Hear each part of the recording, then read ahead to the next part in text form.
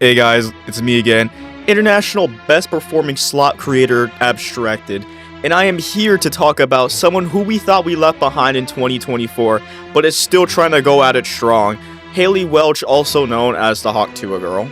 To the small amount of people who do not remember who she is, first off, you are an extremely lucky person, I envy you, but not for long, because I gotta remind you who she is.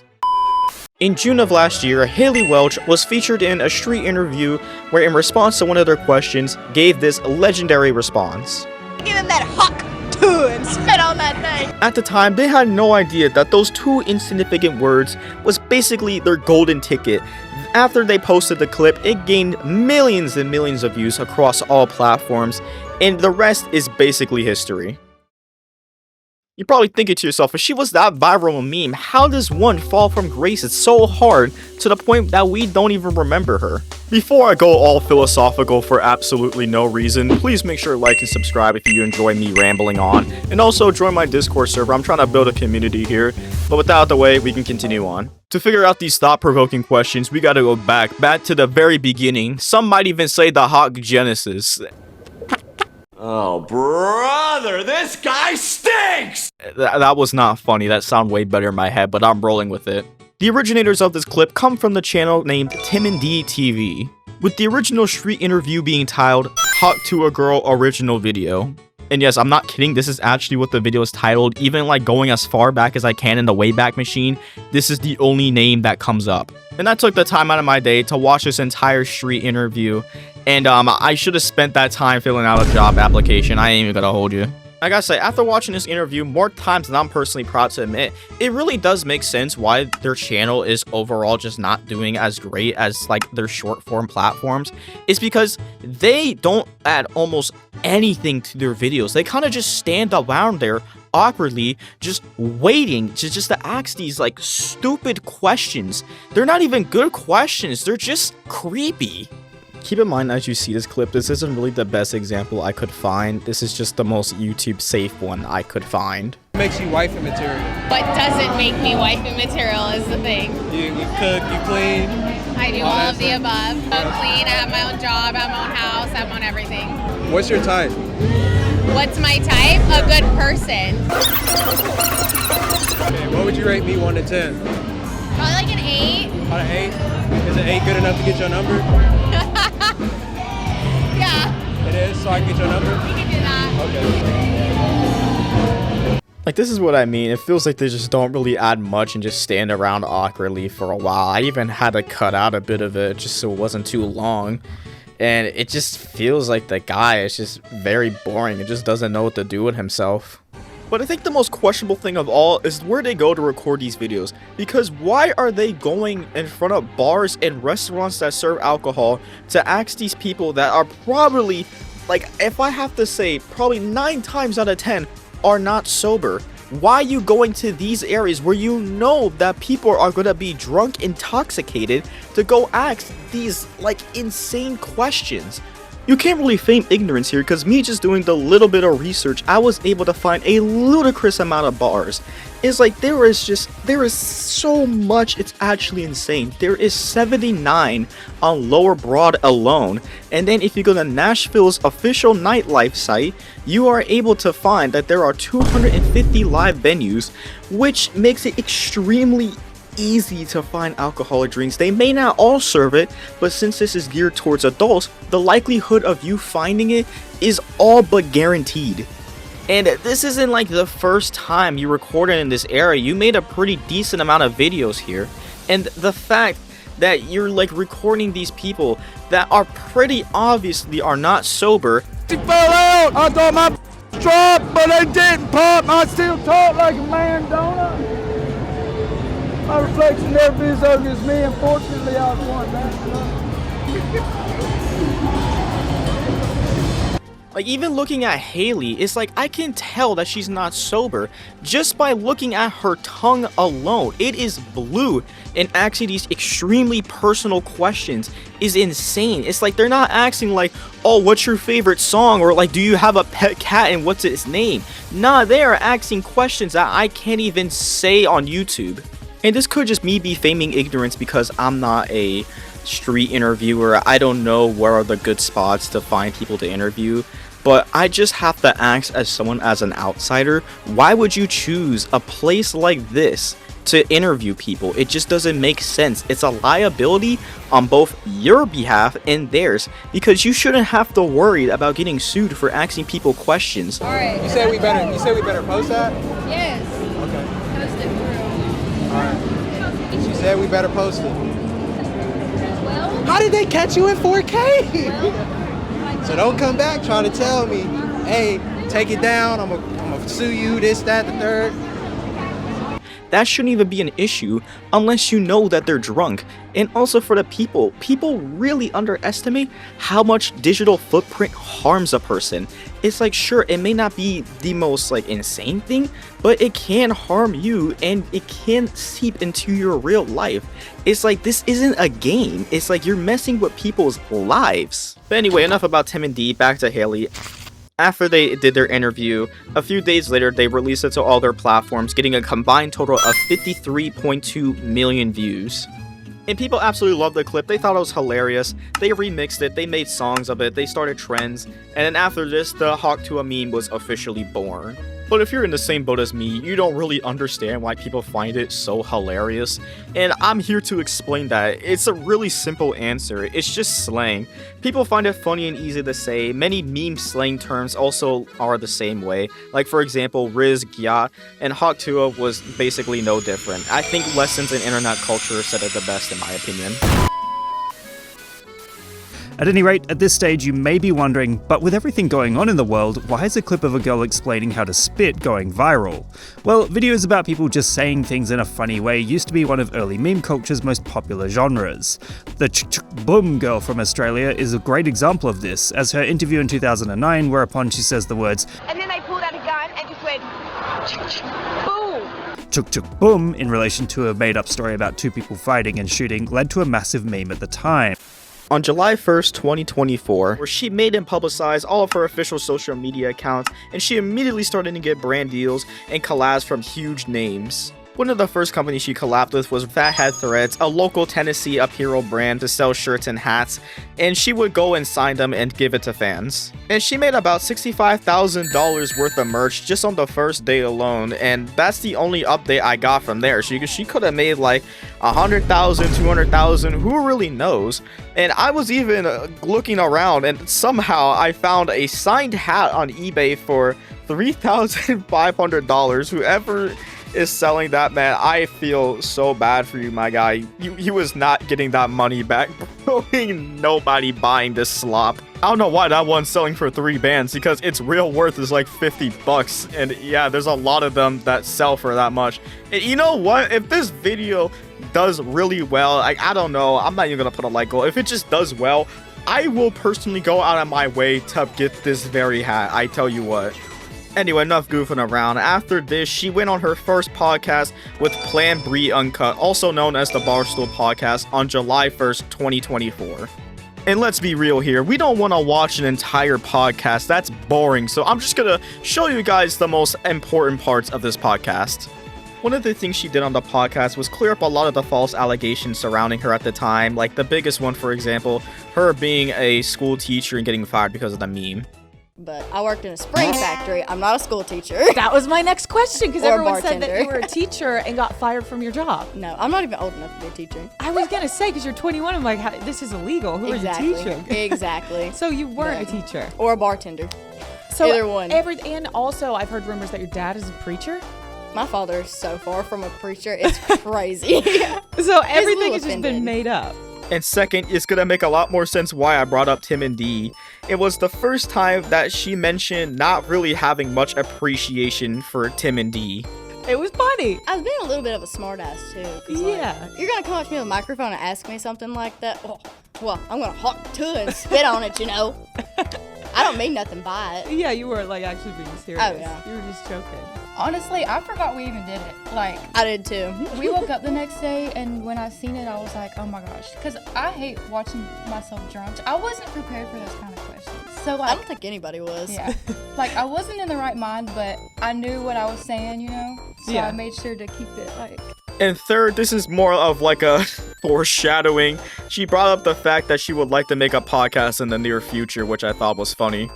I think we're gonna do like a show, and then we're just gonna be like on a bunch of podcasts and everything else in between. Cool. So kind of just figuring out as you go. Oh yeah, there's more to come. Don't worry. There's more to come. And fourth, which is oddly enough the most depressing one, that she didn't really want to be known as the Hawk Tuah girl forever. What are your plans moving forward? Like, do you want to still be the Hawk Tuah girl, or do you want to, like... I don't really want that to be, like, my image. Yeah.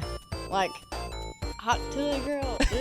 I don't see that being, like, my thing. You know? Yeah, I don't want to be known as that. But after that, she went on a few other podcasts, but honestly, it's just what I mentioned here, but just slightly reworded. But she also got to DJ for Shaquille O'Neal and go clubbing with them. I guess that's something. Also, some of you may have noticed that I didn't mention the fact that she partnered with an influencer PR team, if that's what you want to call it, the Penthouse.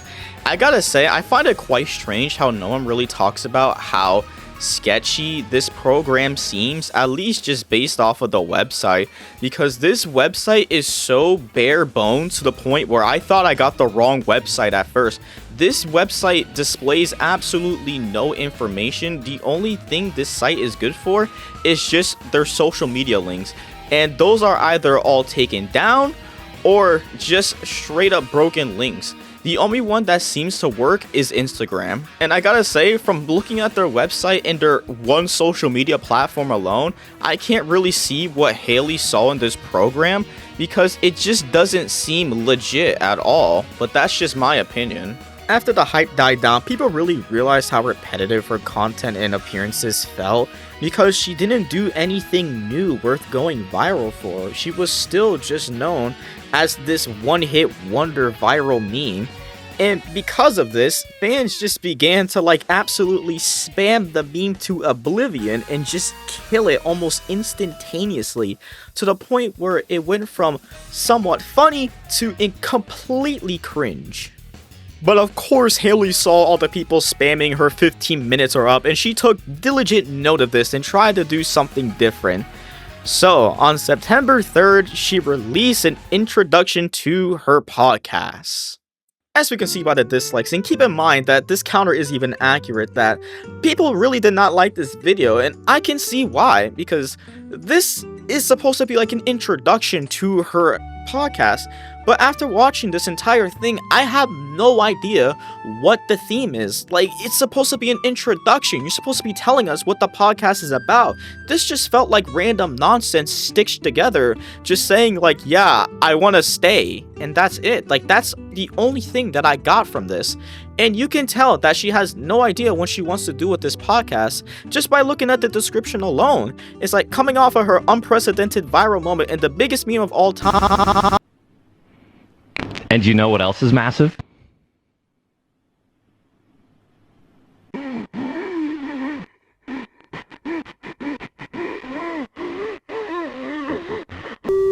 Hailey Welch is ready to show the world that she is much more than a 30-second clip, and she's here to stay.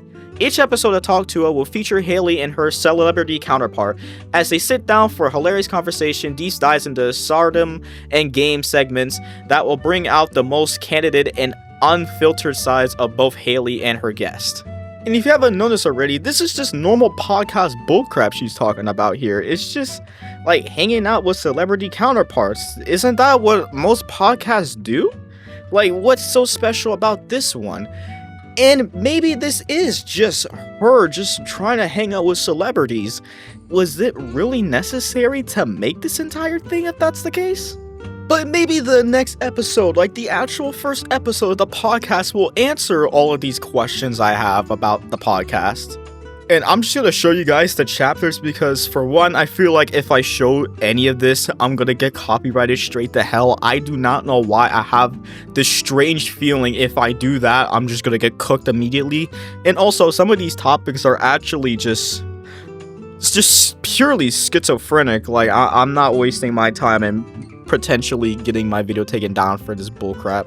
Now, you're probably looking at the screenshot right now if Editor Me is actually doing a good job. And looking at this, if you really just look at it deeply, all of these seem very similar to what she did when on her guest appearances on other podcasts. There is nothing special about this at all besides it being on her own official account. Like, again, just bringing out the point I was saying earlier, she has no idea what she's doing with both her internet fame and what she wants to do with her podcast. You can even tell it just by the name, Talk Tuah. Why would she name it Talk Tuah when she doesn't want to be known as the Hawk Tuah girl forever? Why would she name it that? But somehow, thanks to the YouTube algorithm, her videos actually got pretty good views, and consistently nonetheless, all getting above like 100,000 views. But with every passing video, it would get less and less views. But her new ones, all the ones from 2025, are getting less than 50k, and it's definitely for a good reason. In Cryptolations 1-1, Hailey Welsh on November 26, 2024, and over here, officially announced that they will be making a crypto coin. And I gotta say, this is one of the many red flags that someone can give, saying that their career is dying, launching a crypto coin without having any idea what it even is or about.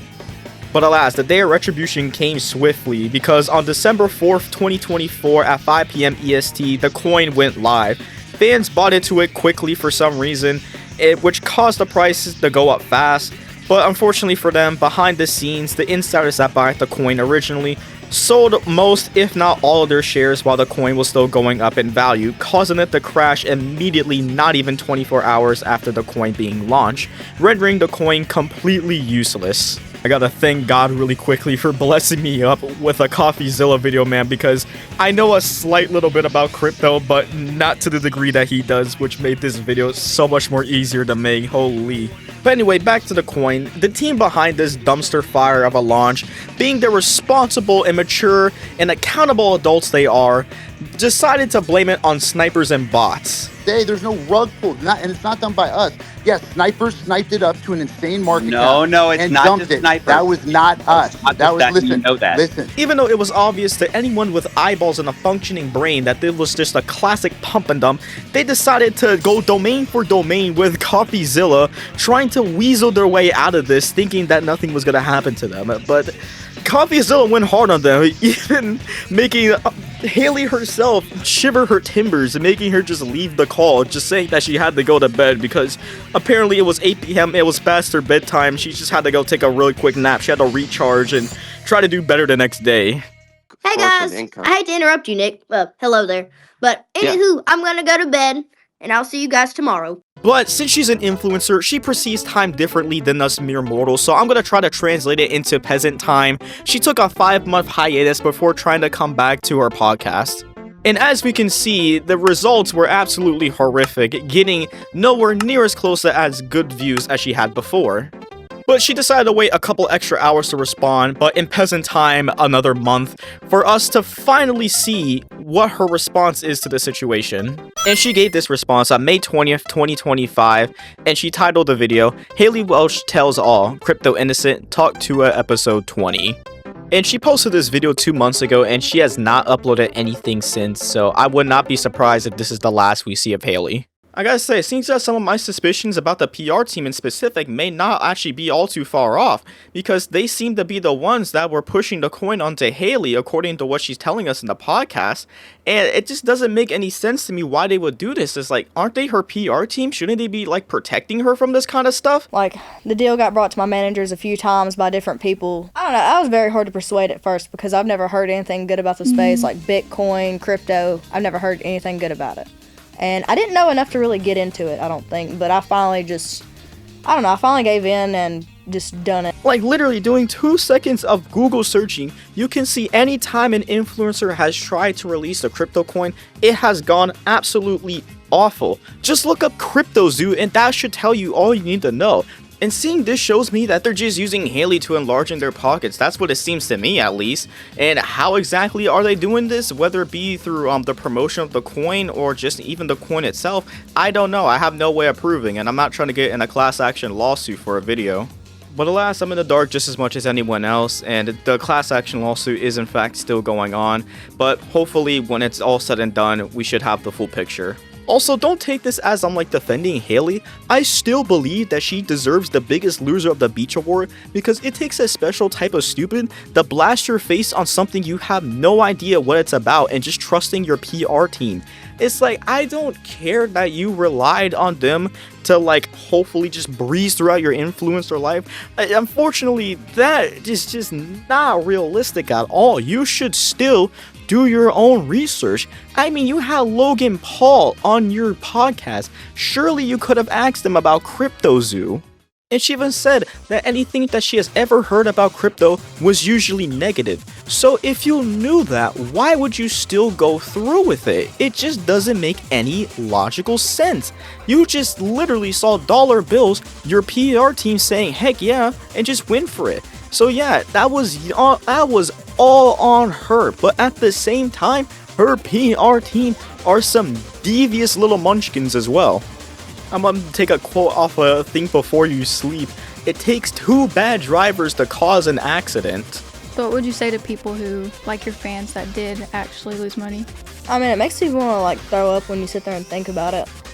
Like, most people that have messaged me, they've said like, oh, you know, we lost all of our money for the month. Like, I put so much money into this, now we don't have money for the month. I don't know, it just makes me feel really bad that they trusted me and I led them to something that I did not have enough knowledge about. Like, I did not have enough knowledge about crypto to be getting involved with it, and I knew that. But I got talked into it and I trusted the wrong people, so that screwed me. And I will try to say, it's like, I know that she probably thinks that she has been wronged in all this, that she's been played like a fiddle, because she did. But at the same time, like, when she tried to apologize, it was just so strange because her tone was just so empty. Like she was reading off of a prompt. It just doesn't feel sincere and heartfelt at all. Like, it's like you're just saying it just to say it. It's like, it's almost like, I'm sorry I've been caught, like, apology. The apology was so bad that during my first watch, I had no idea it even was an apology. Feel when you were getting death threats?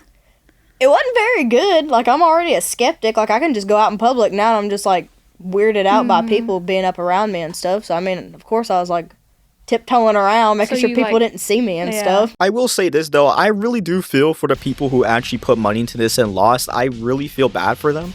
But at the same time, as soon as you send any kind of threat to anyone online, you just are immediately in the wrong in my book. But for once, I can see where they're coming from. Messing with people's money is like threatening to take years off of their life away. And in this case, you technically stole their time and energy. That isn't something that you can just get back or recover. So pretty much in all the videos you did, you were just saying what they were telling you to say?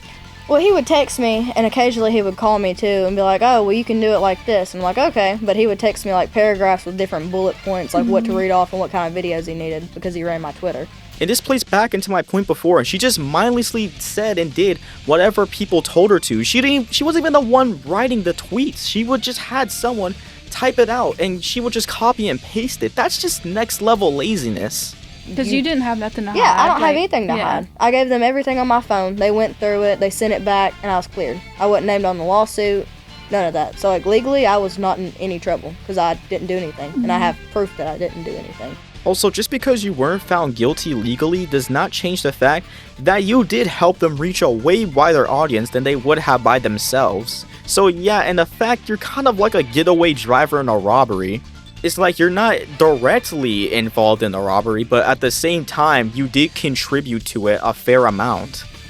And I will say this is the problem of having your friend ask these questions, because she asked her, did anyone actually lose money? And she did the most roundabout way to say, yes, people did lose money. Did anyone actually lose money from the coin? See, that's the part I asked about too. So evidently there was like 1.2 million that got lost, but then they done some research and it was like 180K of people's like real money that got lost. Like the rest of it was just like, I don't know, scammers, snipers, whatever they call them on there.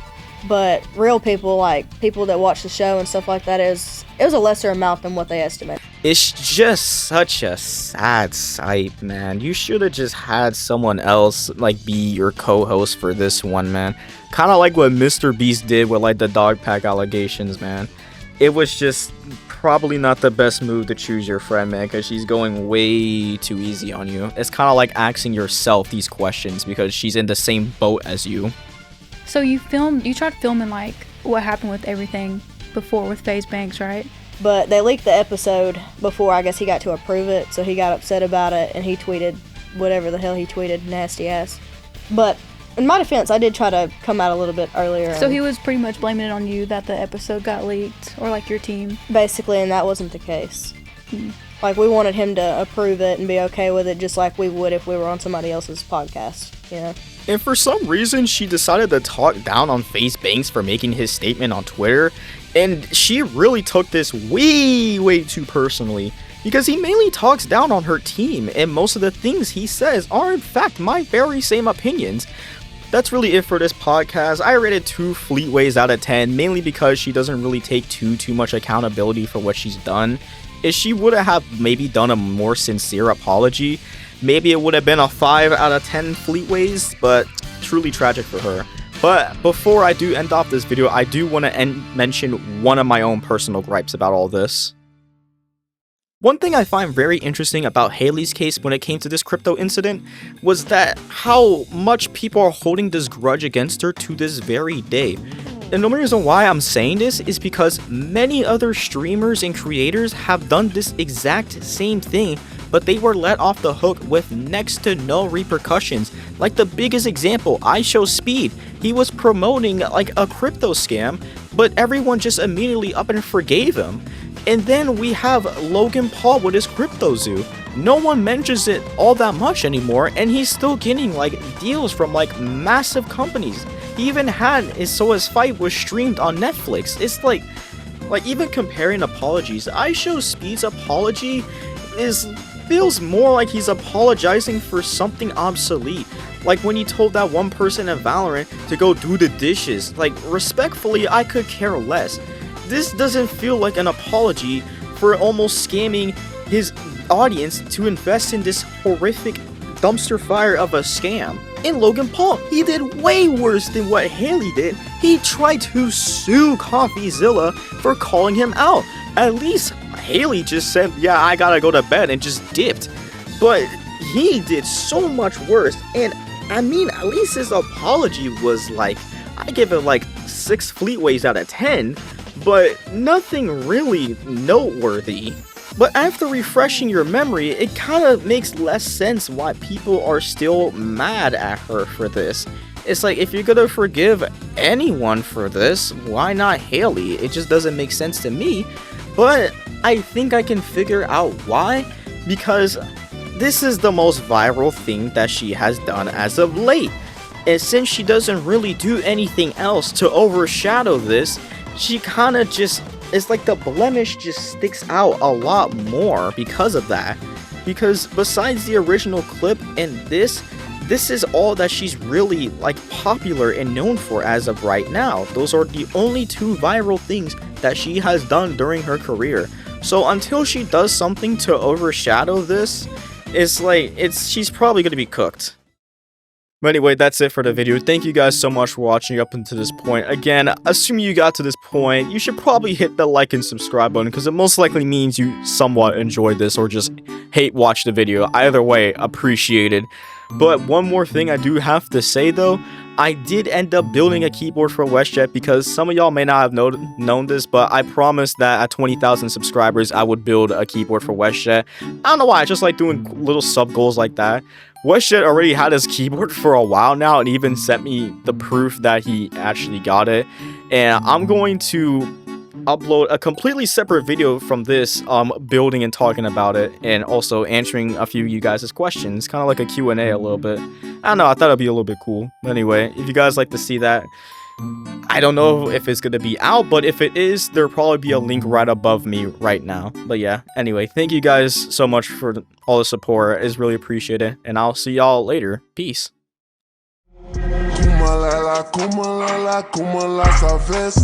Nigga talking crazy, we gon' hit him in his chest. Oh, nah, nah, nah. na, Savesta. Oh, na, Savesta. Me, I'm riding Yodas, bitch, you sliding in a Tesla. I don't like the bitch because she keep on acting extra. Baby, throw it on me and cover applying pressure. Oh, na, Savesta. Niggas talk crazy, so we shoot from the vest up. What you call that? Call it come on, Sylvester.